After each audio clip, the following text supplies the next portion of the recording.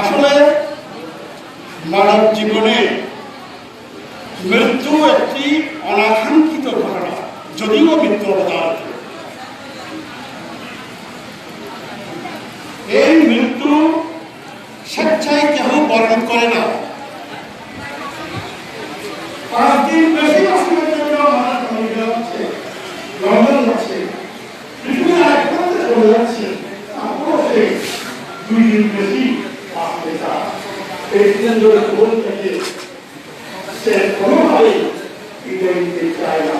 এটা একটা স্বাভাবিক ভাবনা। কিন্তু আমাদের মহাকালী বুদ্ধ বলছেন এই সংসার চক্রে মহাকালীর এই যাত্রাতে আমরা যারা আছি মানুষ হিসাবে বা প্রাণী হিসাবে জন্মগ্রহণ করেছি, আমরা সবাই এক একজন চলমান যাত্রী। আমরা সবাই এক একজন চলমান যাত্রী। জন্মগ্রহণের সাথে সাথে আমরা মৃত্যু হয়ে আছি, আমরা কন্ডম ছেড়ে আছি। যে কোনো মুহূর্তে যে কোনো ব্যক্তি মৃত্যু অবদান কন্ডম স্থল থেকে যখন মৃত্যুদণ্ডে আগ্রপ্রাপ্ত আসামিকে ফাঁসির কাছ থেকে ঘুরে দেওয়া হয়, এখানেও যে কোনো ব্যক্তি যে কোনো সময়ে তাকে পরমায় পাঠিয়ে দেওয়া হয়। যেমন মালতী বলুয়া, আমার প্রিয় মোহাম্মদ বলুয়া সহোদরী, তিনি অনেক বছর বয়সে, আমার মনে হয় 80 বছর মতো তার বয়স হবে। এই 80 বছর পর্যন্ত তিনি, আমি তাকে দেখেছি যে একজন অত্যন্ত ধার্মিক কবির হিসাবে আমি তাকে দেখেছি। এবং আনন্দবাবু ছিলেন সেরকম একজন অত্যন্ত ধার্মিক পুরুষ। আমাদের শ্রীরানন্দবাবুকে তিনি এই বিহারের বিভাগ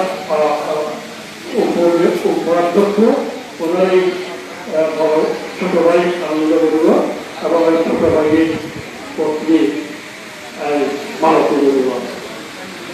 কথা হচ্ছে এই অনাকাঙ্ক্ষিত ঘটনা যখন ঘটেই যায় তখন আমরা চিন্তা করি যে এরকম করলে ওদের আরো কিছুদিন বাধা যেত, এরকম হলে ওদের আরো কিছুদিন আমরা বেঁচে থাকতে পারতাম।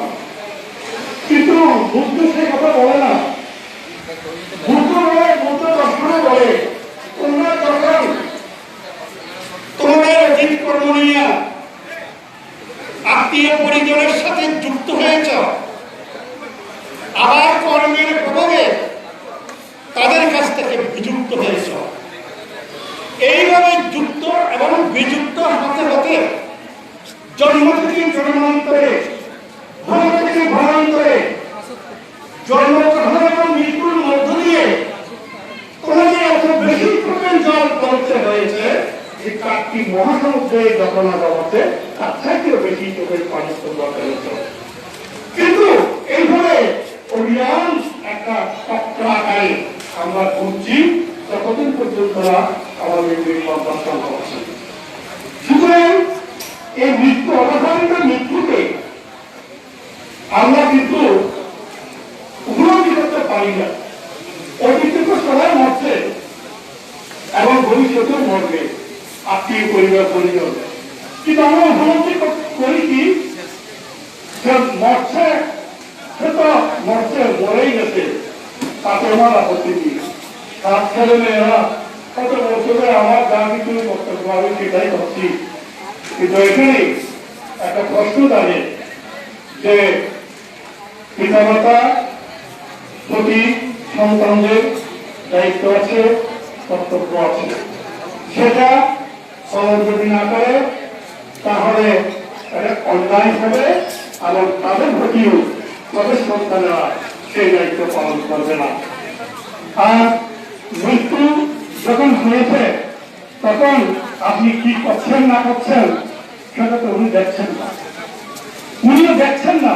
আমি এখানে লেকচার দিচ্ছি, বক্তৃতা দিচ্ছি, পুণ্যদান দিচ্ছি, আপনি এরকম করছেন ওইরকম করছেন, উনি নিজের চোখে দেখতেছেন না। আপনি আপনার দায়িত্ব পালন করবেন, সন্তান হিসেবে বাবার প্রতি যেটা করার দরকার সেটা করবেন।